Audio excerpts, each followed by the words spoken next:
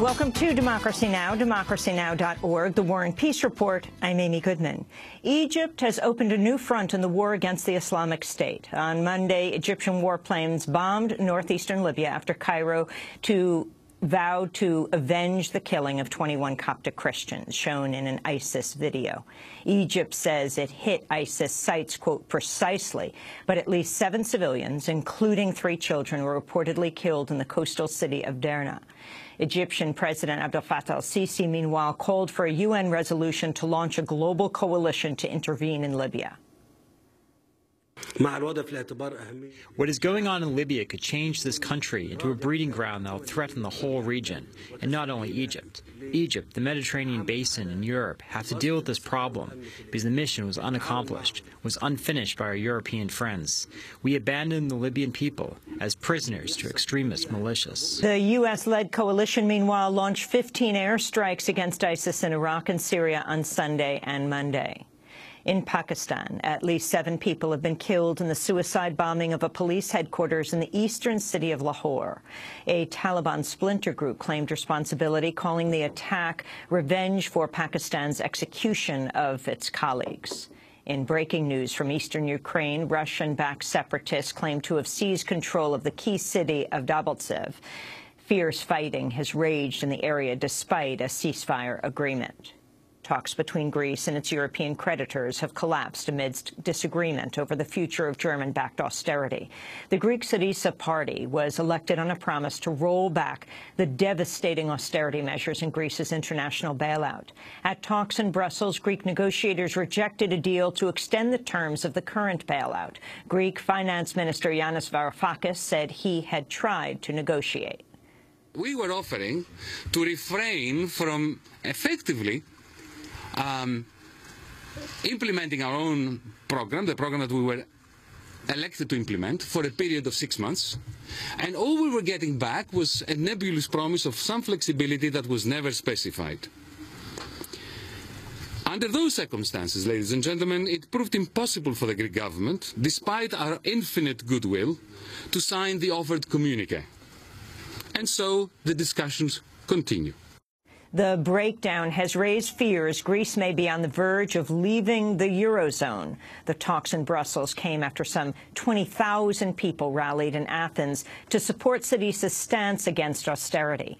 Later in the broadcast, we'll speak with the leader of the anti-austerity party in Spain, Pablo Iglesias. A CSX train carrying over 100 cars of crude oil has derailed in West Virginia, sending a massive fireball into the sky and forcing 1,000 people to evacuate.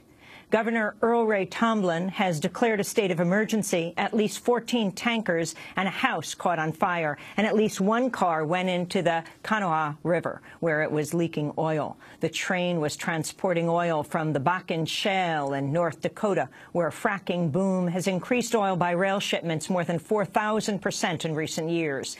The incident came after another oil train derailed in Ontario, Canada, Saturday night, sparking a fire that was still burning on Monday. Secretary of Labor Tom Perez is due in California today for talks aimed at ending a contract dispute between shipping companies and union dock workers. For days, the shipping firms have partially shut down activity at 29 West Coast ports, handling nearly half of all U.S. maritime trade, after accusing workers of waging a slowdown. But union officials deny the slowdown and blame backups on the companies. The dispute has left dozens of container ships idling off the coast.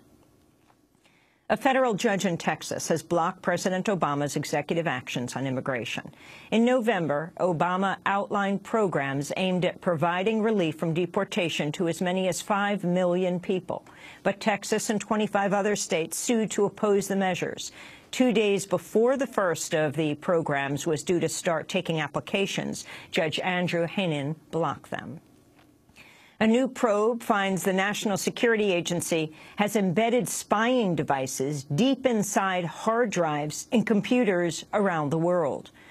The Russian firm Kaspersky Lab says it uncovered the spyware in personal computers across 30 countries, from Iran, Russia, Pakistan, and Libya to China, Belgium, Ecuador, and the United States.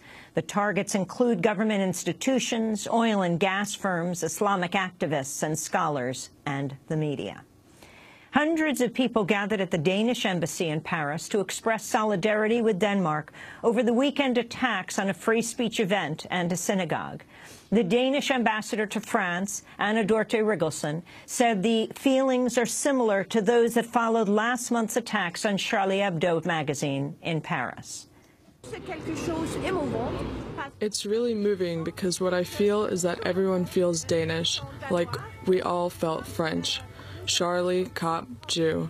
And this solidarity that's almost physical and corporeal is very, very important for my country, for my people, because today we are in mourning.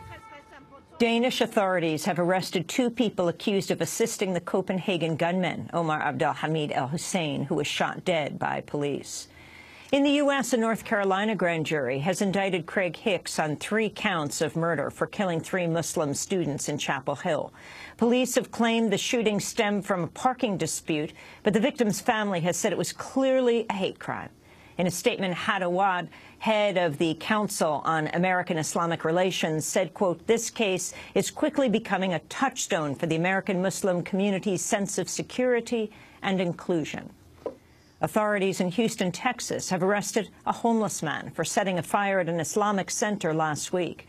Officials say Darrell Ferguson approached officers and admitted to starting the fire. He told reporters it was an accident.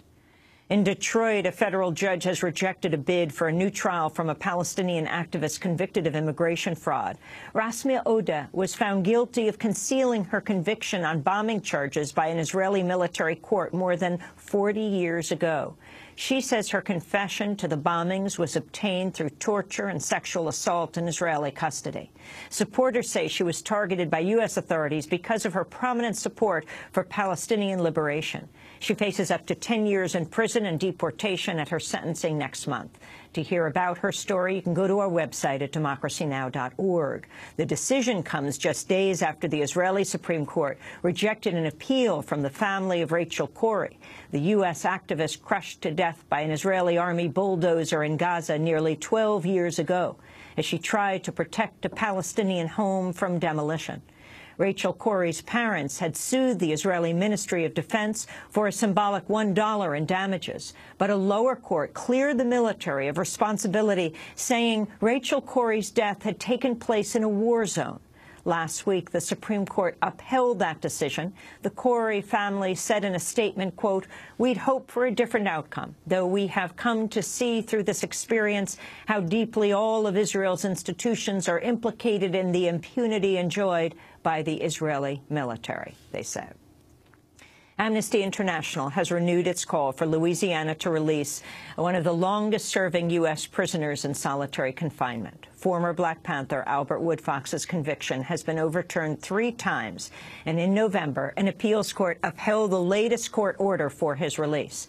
But last week, a Louisiana grand jury re-indicted Woodfox for the 1972 murder of a prison guard.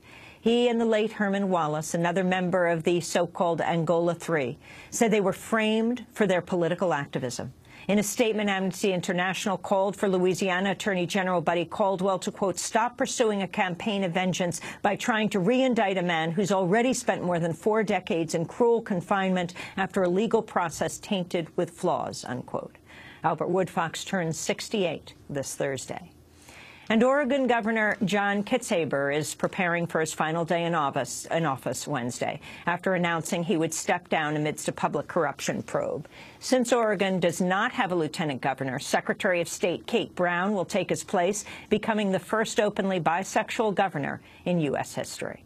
And those are some of the headlines. This is Democracy Now!, democracynow.org, The War and Peace Report. I'm Amy Goodman. And I'm Aaron Matte. Welcome to our listeners and viewers around the country and around the world.